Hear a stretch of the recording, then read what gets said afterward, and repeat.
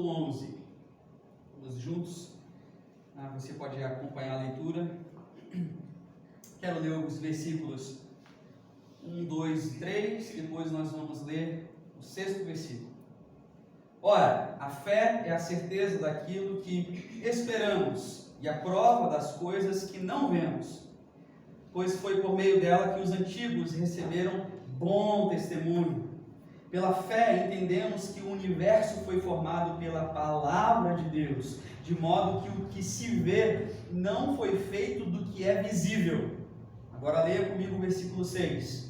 Sem fé é impossível agradar a Deus, pois quem dele se aproxima precisa crer que ele existe e que recompensa aqueles que o buscam. Sem fé é impossível agradar a Deus, pois quem dele se aproxima precisa crer que ele existe e que recompensa aqueles que o buscam. Obrigado, Jesus, mais uma vez pela tua palavra lida. Que teu Espírito Santo, Senhor, traga clareza, compreensão, discernimento, e que nós possamos estar atentos nesse momento, Senhor, à tua voz, porque é a tua voz que faz toda a diferença nas nossas vidas. Nós oramos assim no nome de Jesus. Amém e amém. Os antigos teólogos, eles tentaram fazer uma diferenciação entre a fé em que se crê e a fé pela qual se crê.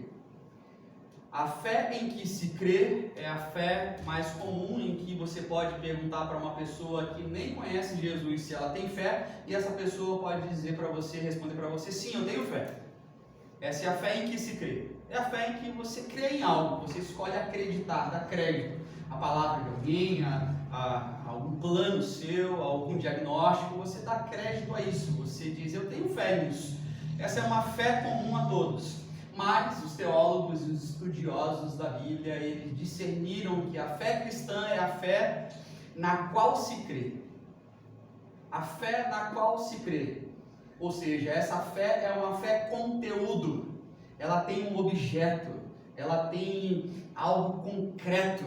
A fé na qual se crê é a fé no Cristo Jesus, nos seus ensinamentos, na sua escritura, na sua palavra, nas suas promessas, a fé na qual se crê. Então, se alguém te pergunta, você tem fé? Você precisa responder, sim, eu tenho fé em Cristo Jesus. Se você é crente em Cristo Jesus. Essa é a distinção que nós precisamos fazer a respeito da fé. Existe fé e existe fé. Pergunta para a pessoa que está do seu lado aí, você tem fé? Perguntou? Aqui em Hebreus 11, igreja, nós encontramos uma galeria de pessoas, de nomes, de personagens, homens e mulheres que acreditaram e fizeram acontecer.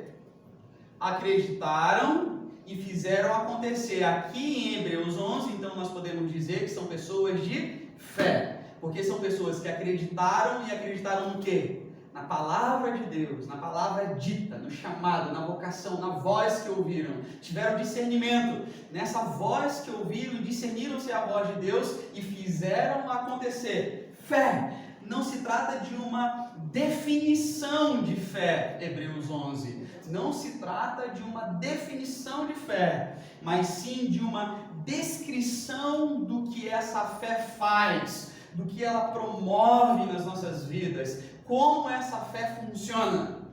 Entende isso? Amém? O objetivo não é descrever o que é fé, mas sim mostrar os resultados práticos. Aqui em Hebreus 11 eu encontro pelo menos 3 ingredientes nessa experiência de fé.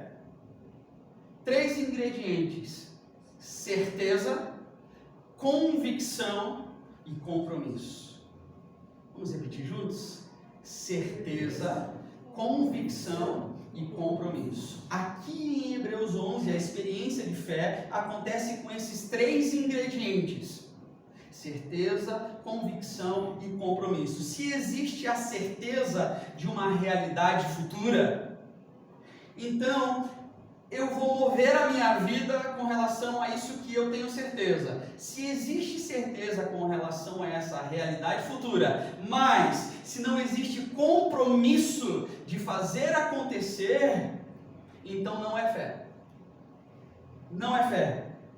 O que é então, Joel? É desejo, é vontade, muita vontade de que aconteça, é um querer muito, mas não é fé. De outro lado, se tem um compromisso, mas não tem a convicção, da mesma forma, não é fé. É o que, Joel? É otimismo, é um fazer por fazer alguma coisa, é idealização, é crença de que vai dar certo sem garantias de que vai dar certo. É o tipo de gente, por exemplo, que faz, ele realiza muitas coisas e continua fazendo, mas não sabe por que faz. Simplesmente faz. Vai fazendo e passa uma vida inteira realizando coisas, mas não tem um objetivo, não sabe por que faz, simplesmente faz. A fé bíblica, igreja, ela é uma experiência onde esses três elementos estão presentes: certeza, convicção e compromisso. Uma certeza que eu tenho, uma convicção e um compromisso com uma realidade que ainda não foi concretizada, mas que vai se concretizar. Convicção. Essa realidade que nós temos certeza que vai se concretizar, nos tira do lugar, nos mobiliza, faz a gente se mexer, nos tira da zona de conforto, faz a gente muitas vezes derrubar as nossas cercas, porque nós nos mobilizamos com relação a essa realidade que vai acontecer, porque nós temos a convicção de que vai acontecer, então a nossa vida começa a girar em torno disso. Você já ouviu alguém dizer para você: vai com fé que essa vaga é sua? Fica tranquilo, vai na fé, essa vaga que você tanto espera é sua. Sim, é o comum. Já se viu falando isso? Não precisa me responder, eu me exponho aqui. Eu já me vi falando isso muitas vezes. Vai na fé que a vaga é sua. Isso não é fé, igreja. Isso é expectativa. Isso é uma torcida, muito bom, mas não é fé. Por mais que eu deseje que a vaga seja sua essa semana, essa porta de emprego se abra para você, isso não é fé, é uma expectativa, é uma torcida muito grande. Ora por mim essa semana, que olha, lá na quinta-feira eu vou receber um diagnóstico médico e eu preciso que seja favorável, eu quero que dê tudo certo. Aí você vai dizer o que para essa pessoa? Fica tranquilo, meu irmão, fica tranquila, minha irmã. Estou orando por você. Vai na fé. Vai na fé receber esse resultado, porque vai dar tudo certo. Isso não é fé. Isso é um otimismo, é uma vontade muito grande que dê certo, mas não é fé.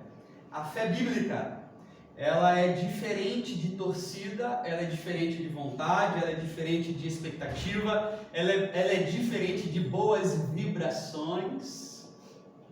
Meus amigos que não conhecem a Jesus, toda vez que eu compartilho algo com eles, eles me mandam mensagem: não, a gente vai emanar boas energias, fica tranquilo, vamos lá, a gente vai ficar aqui, e é algo comum para quem não conhece a Jesus. A gente vai ficar aqui vibrando, vamos de boas vibrações, porque vai receber o resultado lá, a gente vai emanar boas energias. Isso não é fé.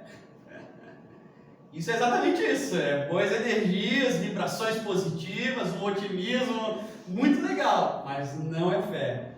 A fé bíblica, ela nos dá garantias de que vai acontecer. Por que ela nos dá essa garantia de que vai acontecer? Porque a fé bíblica, ela tem um fundamento.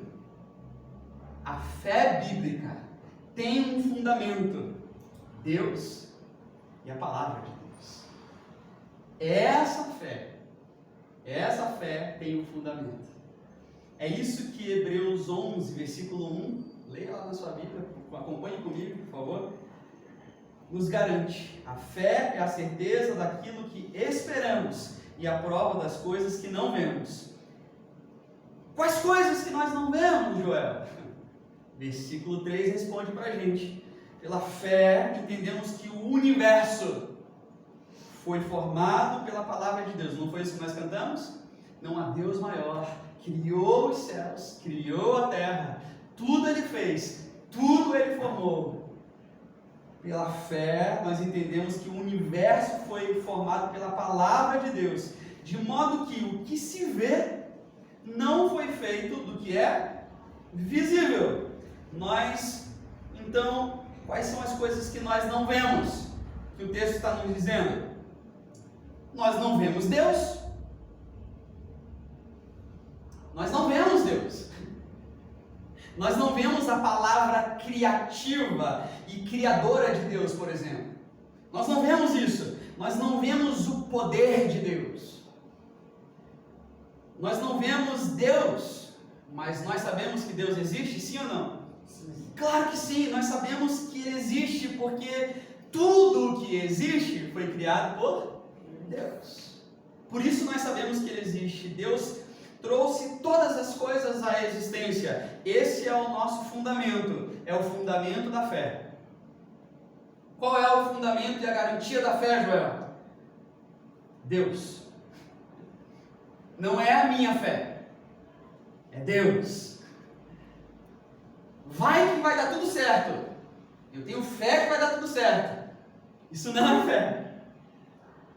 Ué, você tem fé que vai dar tudo certo? Mas você confia na sua fé? Então você tem fé na fé. Entende isso? Vai que eu tenho fé que vai dar tudo certo. Por quê? Quais as garantias que vão dar certo? Não, eu tenho fé. Então eu pergunto, você tem fé na sua fé? Porque é muito interessante. Tem gente que tem fé na fé, mas não é fé na fé. É fé em Deus. Por isso que a palavra diz, nós esperamos e temos a certeza que vai acontecer, e temos a certeza de que vai se realizar, e temos a certeza que vai se materializar, que aquilo que vai se tornar, que aquilo que Deus falou e que nós temos certeza vai se tornar real, vai se tornar uma realidade. Por quê? Porque Deus disse. Porque Deus disse. Deus prometeu que faria. E quando Deus diz que vai fazer, Ele faz. Quando Deus diz que vai fazer e eu me mobilizo na direção daquilo que Deus disse que iria fazer, aí sim é fé. Fé, certeza. Deus fala, nós ouvimos através da sua palavra, então nós confiamos nessa palavra, mas nós não só confiamos, nós agimos, nos mobilizamos, nos movemos de acordo com essa palavra. A fé bíblica, então, igreja, ela é uma obediência confiante. Confiante ao quê? A palavra dita de Deus. A palavra de Deus. E é apesar das circunstâncias, tá? Apesar das circunstâncias. Se Deus disse que iria fazer e que vai fazer, então Ele vai. A fé não é um sentimento que a gente tem. Ah, porque Deus disse, mas aí eu dou passo, movo a minha vida em função disso que eu acredito que Deus disse, mas aí no primeiro obstáculo eu já digo não, então eu vou dar 3 passos para trás, eu vou recuar. Não é fé, isso é sentimentalismo. Você se deixa levar pelas suas emoções, pelas suas dificuldades, não é fé. A nossa resposta ao que Deus diz, igreja, é uma resposta de corpo, alma, vida, sonhos, propósitos, planos, nosso futuro. Tudo gira em torno do que Deus fala. Mas eu disse que nós temos 3 conteúdos, ingredientes dessa fé: certeza, convicção e compromisso. Então eu quero começar com a certeza. Versículo 1. A fé é a certeza. O termo certeza, traduzido por certeza, significa literalmente servir de escora, sustentar. Então a fé para o cristão, para aquele que crê, acredita no Cristo, é o que o alicerce é para casa. Qual é o papel do alicerce fundamental da casa? Sustentar, manter a casa em pé. A fé é para o cristão literalmente o sustento da vida do cristão. Assim, então, a gente pode dizer que ter fé é estar seguro das coisas que se esperam.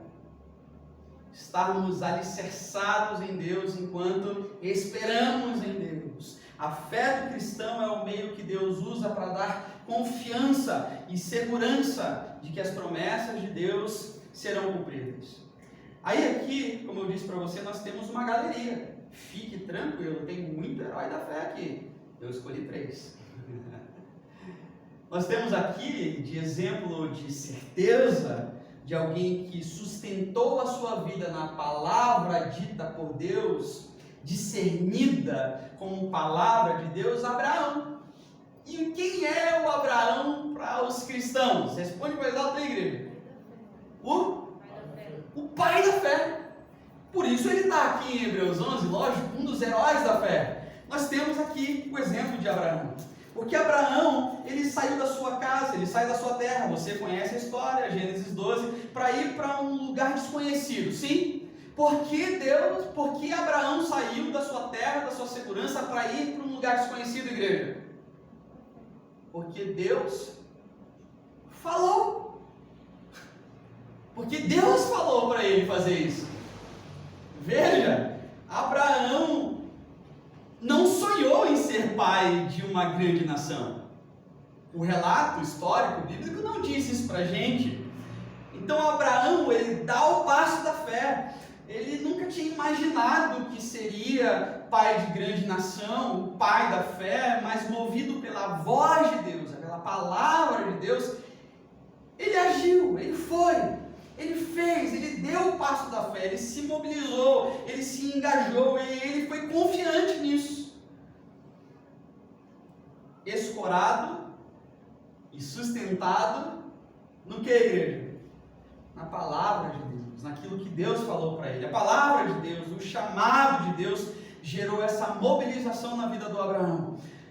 Abraão não estava à toa. Vou usar o exemplo, tomando um chimarrão com os amigos, comendo um churrasco, enquanto as mulheres estavam reunidas, conversando sobre qualquer outra coisa. Ele não estava à toa e de repente ele disse, cansei, vou virar o pai da fé, vou virar pai de multidões. Não foi isso que aconteceu. Deus falou com ele, Deus colocou no coração de Abraão um sonho, um chamado, uma vocação, e a partir daí então, o Abraão começou a olhar para frente, a olhar para o futuro e começou a enxergar algo diferente na sua vida. Começou a ter nova perspectiva sobre o seu futuro, mas o sonho de Abraão não foi ideia dele, não nasceu do desejo dele, não foi isso, foi semente de Deus. Foi obra de Deus, foi palavra de Deus na vida do Abraão. Veja aí comigo nos versos 8, acompanha a leitura comigo. Pela fé, Abraão, quando chamado, obedeceu e dirigiu-se a um lugar que mais tarde receberia como herança. Abraão sabia nesse momento que ele deu o passo que ele receberia terra como herança? Não, mas ele foi. Aí olha só, embora não soubesse para onde estava indo. Pela fé, versículo 9, igreja, pela fé, peregrinou na terra prometida, como se estivesse em terra estranha. Abraão viveu em tendas, bem como Isaac e Jacó, co-herdeiros da mesma promessa, pois ele esperava a cidade que tem alicerces, cujo arquiteto e edificador é Deus. Versículo 11, pela fé Abraão, e também a própria Sara, apesar de estéril e avançada em idade, recebeu poder para gerar um filho. Por quê? Por quê, igreja? Leia em voz alta independente da sua tradução, versão bíblica, leia em voz alta. Por quê, igreja? Ela Creu. Considerou fiel aquele que lhe havia feito a promessa. Tem uma promessa. Tem uma promessa. Não foi Sara que disse para Abraão, vamos ter filhos. Não foi Sara que disse para Abraão, você vai ter filhos. Deus vai fazer de você pai de multidões. Foi Deus quem disse para Abraão, foi Deus quem disse para Sara que ela seria mãe, que ela teria um filho. Tem uma palavra que chama, igreja. Você entende isso? Tem uma palavra que chama, não se origina em nós. Tem uma palavra que ordena, que dá uma ordem. Essa palavra nos tira do lugar. Essa palavra faz a gente enxergar algo diferente que nós mesmos não conseguiríamos enxergar. Essa palavra, então, ela gera em nós uma mobilização, um mover em direção à promessa que Deus fez. Certeza, convicção, compromisso. Convicção. A palavra convicção quer dizer persuasão íntima. Você que é pai, você que é mãe, vou usar um exemplo bem raso, bem bobo, tá? Você que é pai, você que é mãe, e tem filhos, já viveu aquela situação assim, que o seu filho vai te pedir algo, e aí você olha para o seu filho, para a sua filha e diz assim, vai conversar com a sua mãe. E você precisa, ou o contrário. E aí você como filho vai ter que, já entendeu que a situação é mais séria. Porque se você chega para o seu pai, para a sua mãe, para um dos dois, e diz assim, pai, estou querendo fazer isso, isso, isso. E um dos dois responde para você, olha, vai conversar. Você sabe que o negócio é mais sério, então você vai ter que ir com uma postura diferente, conversar com quem você tiver que conversar, ou não é? E você vai contar uma história mais detalhada, porque você quer fazer o quê? Convencer o seu pai ou a sua mãe de que aquilo que você quer é legal e vai valer a pena. Você vai fazer o quê então com o seu pai, com a sua mãe? Persuadi-lo, convencê-lo de uma forma que só você sabe. Sim? Convicção. Literalmente essa palavra significa persuasão íntima. É a convicção, é a confiança, segurança, certeza íntima dada por Deus. É Deus que coloca no nosso coração de que Ele cumprirá o que Ele prometeu. Aí nós temos o exemplo de quem? Versículo 24. Acompanhe lá na sua Bíblia. Moisés. Estamos no Hebreus 11. Nesse sentido tem Moisés para a gente.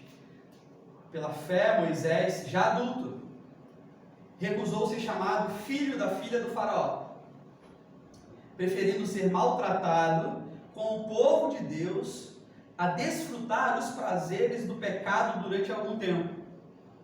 Certeza, nós vemos isso na vida de Moisés. Mobilização, ele saiu, ele mudou. Ele saiu daquela condição que ele vivia, porque ele entendeu que Deus iria agir de forma diferente.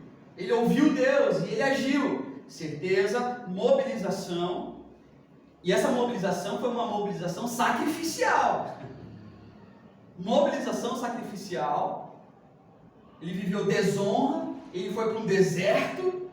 Deserto é lugar de sequidão, lugar de solidão, lugar de escassez. Mas o Moisés, ele tem uma certeza. Continue lendo comigo, versículo 26. Por amor de Cristo, considerou a desonra a riqueza maior do que os tesouros do Egito. Por quê? Porque ele contemplava a sua recompensa. Pela fé, saiu do Egito, não temendo a ira do rei, e perseverou, porque via aquele que é invisível. Se você chegasse com Moisés e perguntasse, Moisés, você está louco? O que está acontecendo? Você viveu como um rei, você teve uma criação dentro do palácio, você tinha acesso a tudo, nada te faltava, Moisés. Você está louco, Moisés? Por que você escolheu sair dessa vida de conforto, de ter tudo? Está doido ou não está, Moisés? Não estou doido não, é que eu estou vendo uma coisa que vocês não estão vendo. Moisés, endoidou? Não, eu não endoidei. Eu estou aqui ouvindo uma palavra que vocês não ouviram. Eu estou vendo alguém que vocês não estão vendo. Existe algo no meu coração que me foi dado por Deus. Vocês não estão enxergando, vocês não estão entendendo, porque isso não foi dado para vocês, isso foi dado para mim. É o que Moisés está nos dizendo. E ele diz mais. Ele faz um convite para um pessoal. Venham comigo. Venham comigo. E aí talvez vocês possam ver, ouvir, enxergar, experimentar o que Deus colocou no meu coração. E Moisés se mobiliza e ele vai convicto para onde? Para um lugar bem bom? Não, ele vai para o deserto. Perseverança convicta, porque via aquele que é invisível. Outro exemplo, Noé. A mesma coisa que aconteceu com Noé. Outro exemplo de fé aqui em Hebreus 11. Noé vai construir uma arca no meio de um lugar da seca. Não chovia. Vou construir uma arca. O que mais teve foi pessoas para julgar o Noé. Com certeza. Não chove. Noé, por que você vai fazer isso, Noé? Por que você vai fazer isso, Noé? Por que Noé fez isso, igreja? Me diga. Quer arriscar uma resposta? Porque Deus falou. Deus falou. E quando Deus fala, nós obedecemos. Porque Deus falou. Fundamento, a garantia é Deus. Sempre foi, sempre será. Quando Deus fala, a gente se mobiliza na direção com a convicção de que Deus falou. E Ele vai cumprir. Então a gente faz. Quem acredita, faz. Quem acredita, faz. Certeza, convicção e mais alto. Compromisso. São os dois primeiros exemplos que estão lá nos versículos 4 e 5, que a gente pulou no começo da leitura do nosso texto hoje. Abel e Enoque. Acompanhe comigo a leitura na sua Bíblia, versículo 4 e versículo 5 do Hebreus 11. Pela fé, Abel ofereceu a Deus um sacrifício superior ao de Caim. Pela fé, Abel foi reconhecido como justo quando Deus aprovou as suas ofertas. Embora esteja morto, por meio da fé ainda fala. Versículo 5. Pela fé, Enoque foi arrebatado, de modo que não experimentou a morte. Ele já não foi encontrado porque Deus o havia arrebatado. Pois antes de ser arrebatado, recebeu testemunho de que tinha agradado a Deus. Isso é lindo demais. Quem é Abel, igreja? É aquele que ofereceu uma oferta, um sacrifício de louvor e agradável a Deus. Esse é o Abel. Quem é o Enoque? Enoque é o homem descrito nas Sagradas Escrituras como aquele que andou com Deus e Deus se agradou dele e para si o tomou. Esse é o Enoque. Lindo demais isso. É lindo ou não é? Já imaginou essa situação? Mas, igreja, eu acho lindo também. Só que eu preciso fazer uma consideração assim. Esse que lindo que é, porque a minha primeira leitura eu também achei isso incrível. Eu sempre achei isso incrível na vida de Enoque. É a única narrativa bíblica, de tantas histórias bíblicas que nós lemos isso.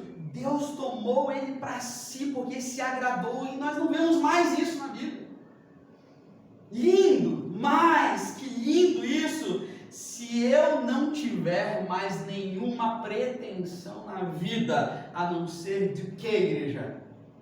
Andar com Deus, obedecer a Deus, viver de modo agradável a Deus.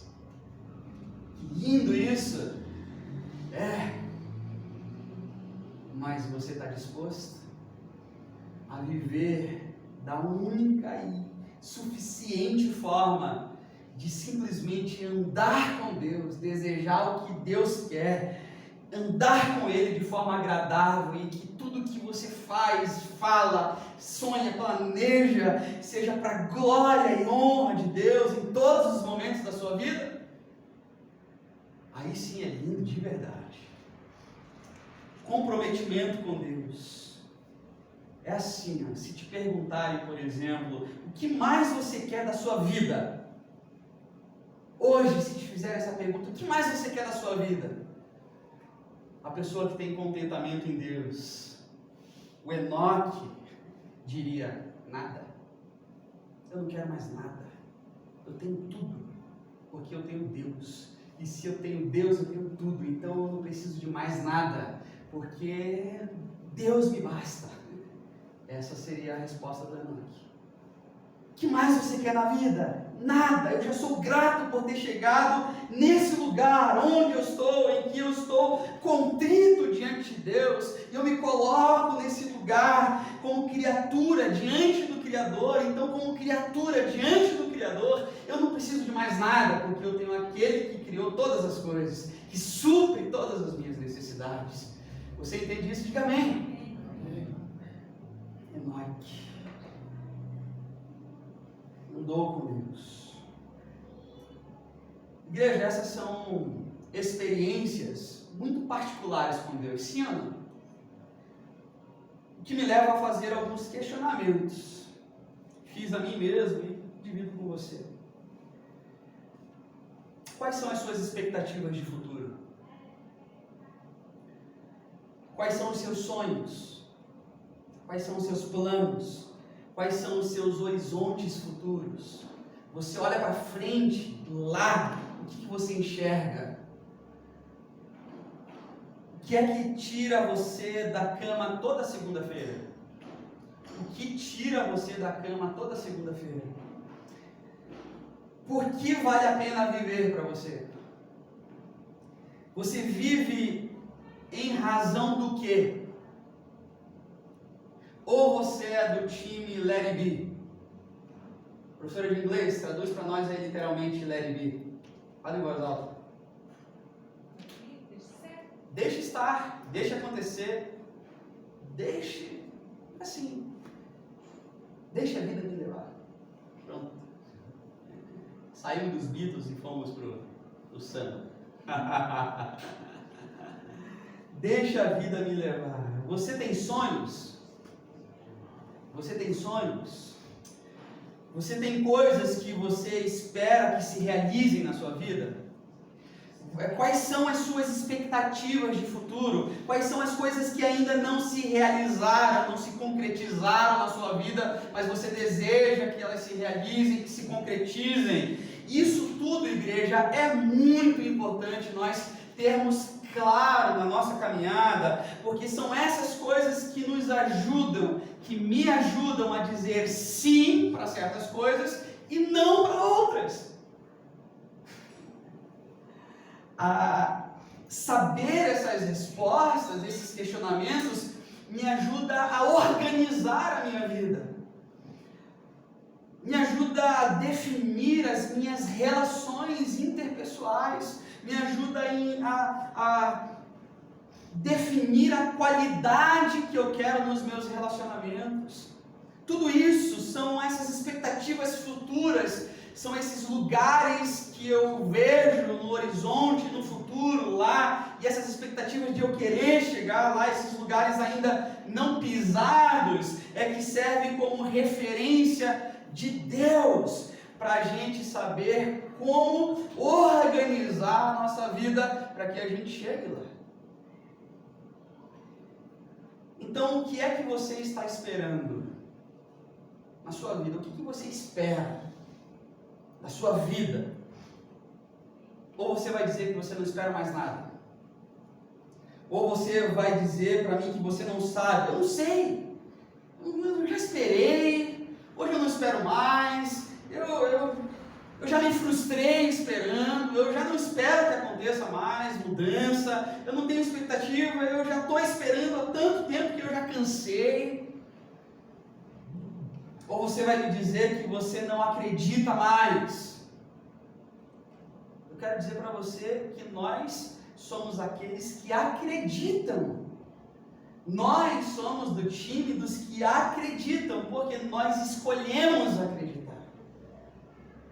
Quem acredita faz acontecer. Nós escolhemos acreditar e meu irmão e minha irmã, é muito importante na sua vida, na sua caminhada, você sempre lembrar, porque tem muita gente que escolheu e está escolhendo não acreditar mais.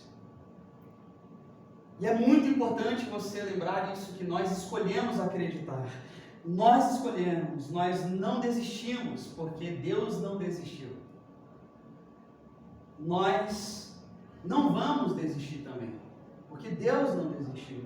Então, o que é que tem na sua vida que você está de joelhos dizendo ainda hoje, Senhor, eu ainda estou esperando? O que tem na sua vida que você de joelhos ainda diz, Senhor, eu não desisti. Senhor, eu continuo acreditando. O que é que ainda não se realizou? E aí agora outra pergunta que eu tenho é a seguinte: o que você está fazendo para tornar o que você quer uma realidade? Qual é a sua mobilização?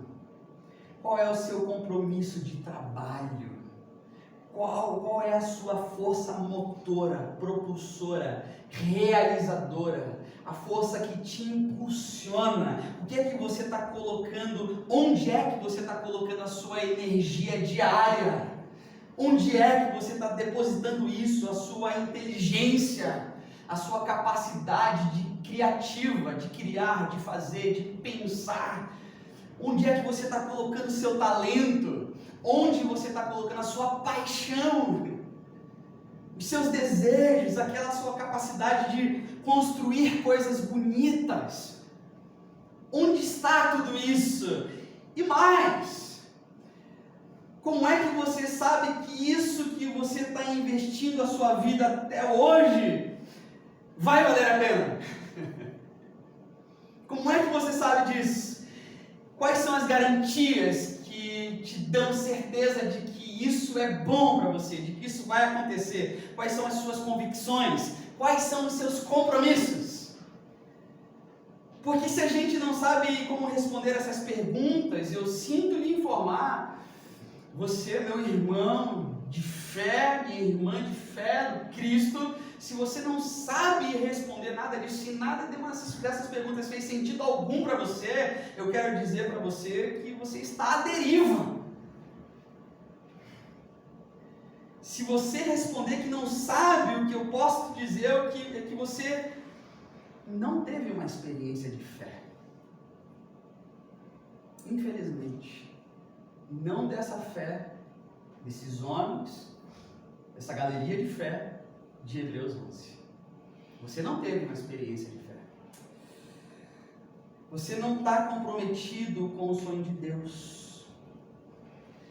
Porque a grande questão aqui em Hebreus 11, desses homens de fé e dessas mulheres de fé, esses homens de fé que suaram sangue, que abriram boca de leão, sim, mas que foram mortos por boca de leão, que foram transpassados a fio de espada, que apanharam, que naufragaram, que sofreram, que foram perseguidos, ficaram doentes, que morreram, que abriram mão de tudo, que abriram mão de família, de sonho, de desejos, abriram mão de tudo, porque se entregaram para Deus por completo. A grande questão aqui dessa situação, igreja, é uma só. Todos esses homens estavam comprometidos com a palavra que Deus disse. Essa é a grande questão da fé cristã. Com o que você está comprometido? Com a igreja? Aleluia. Com o ministério? Aleluia. Que ótimo! Com descobrir os dons, desenvolver os seus dons, em abençoar, em discipular, em evangelizar, aleluia! Mas há um comprometimento que antecede tudo isso, que é a palavra de Deus. esses homens deram um passo da fé, mobilizados pelo que Deus falou, comprometidos com o que Deus falou. Eles jamais usaram Deus para realizar as vontades deles. Eu não sei qual é o seu comprometimento com a fé cristã, mas eu espero que você jamais use Deus para realizar o que você quer e chame ou ache que isso é fé. Esses homens, eles estavam comprometidos com a vida, por completo com a vontade de Deus. Então, assim, se você me perguntar, Joel, qual a sua certeza nessa vida? Eu vou te responder que a certeza que eu tenho na minha vida, que é a vontade de Deus para a minha vida, é que eu sirva a Deus. Eu tenho certeza absoluta. Qual é a sua vontade? Qual é a vontade de Deus para a sua vida? Aquilo que você tem certeza é de que eu o sirva até o meu último dia de vida. Isso eu tenho certeza absoluta. Eu tenho certeza que Deus quer que eu invista o meu sangue, o meu conhecimento, o meu bolso, a minha vida, a minha oração, os meus ouvidos, os meus sentidos, todos eles, toda a minha atenção, o melhor da minha sabedoria, o melhor que eu tenho na minha casa, o melhor que eu tenho de vestimentas, todo o meu ser, tudo que eu tenho para servir. Então é assim, se Ele diz dá, qual tem que ser a minha resposta? Dá, sim, Senhor, porque eu tenho certeza de que é Ele que está falando. E o meu compromisso é com Ele. Eu tenho certeza de que Deus quer que eu viva utilizando a minha atividade profissional. Eu tenho certeza que Deus quer que você viva utilizando a sua atividade profissional para abençoar pessoas. Isso é fé bíblica. Eu tenho certeza de como eu devo administrar o meu tempo, porque fazendo isso, sendo um bom cuidador do meu tempo, dos meus mantimentos, eu vou estar sendo fiel àquilo que Deus colocou nas minhas mãos, o tempo, os bens. A Bíblia chama isso de sermos bons mordomos. Isso eu tenho certeza. Então eu não estou mais no meu projeto de vida. Entende isso? Diga amém. Você entende isso?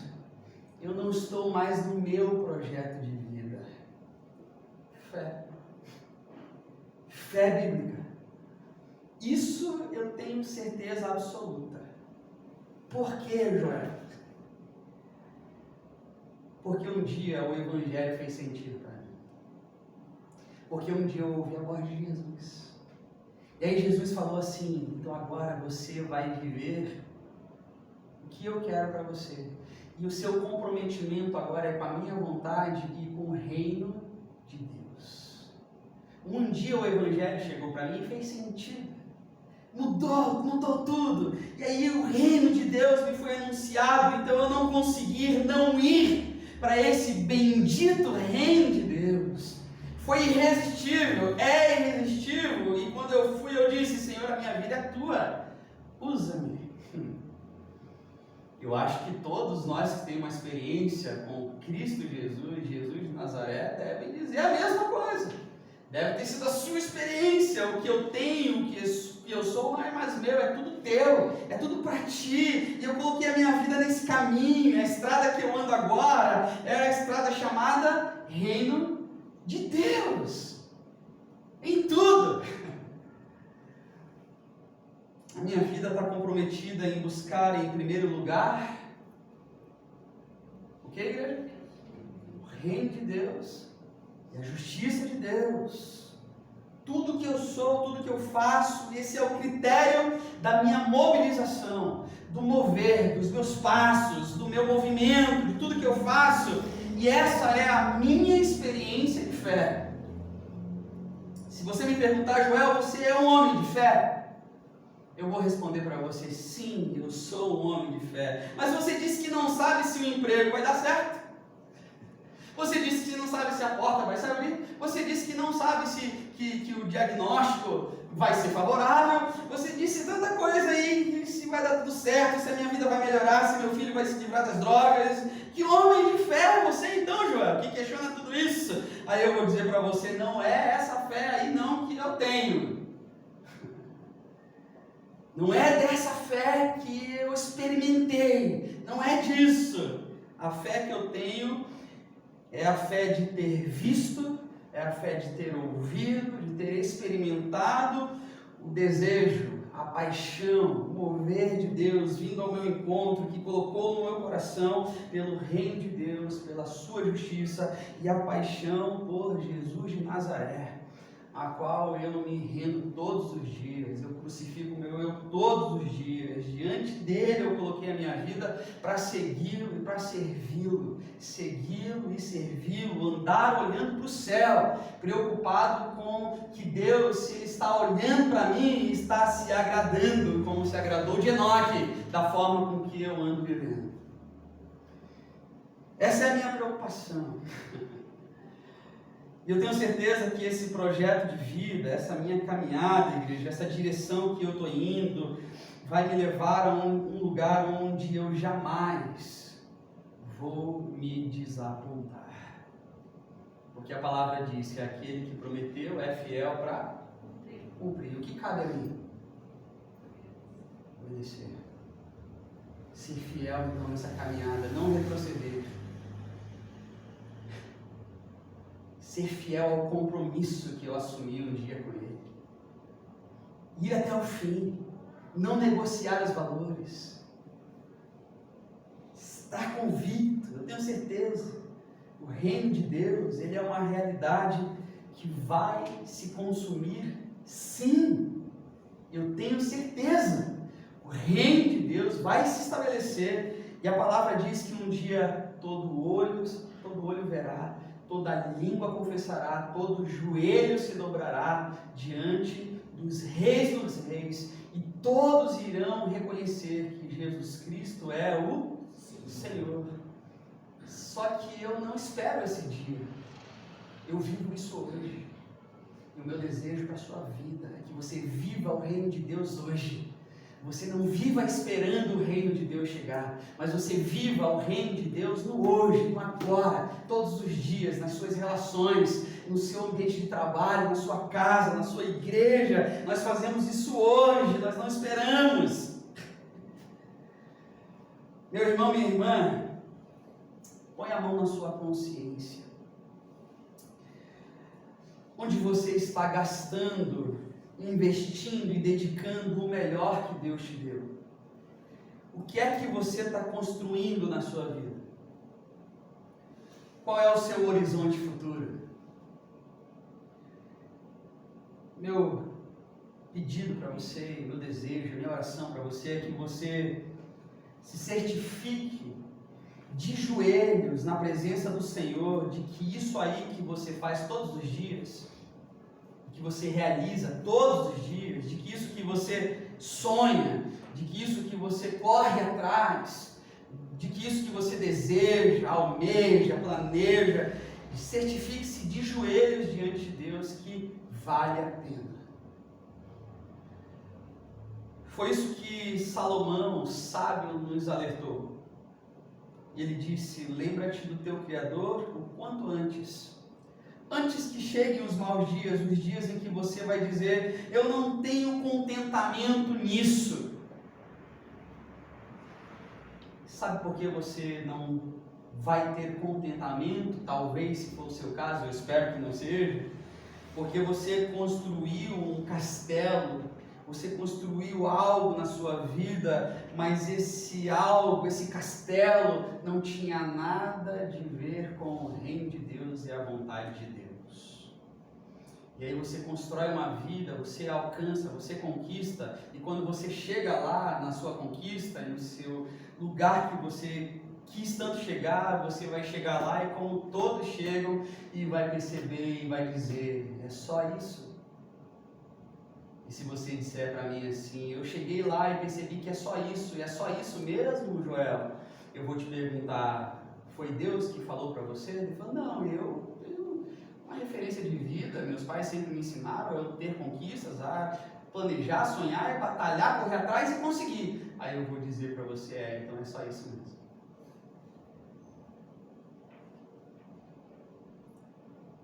Não era sonho de Deus, não era plano de Deus, era a voz do seu coração.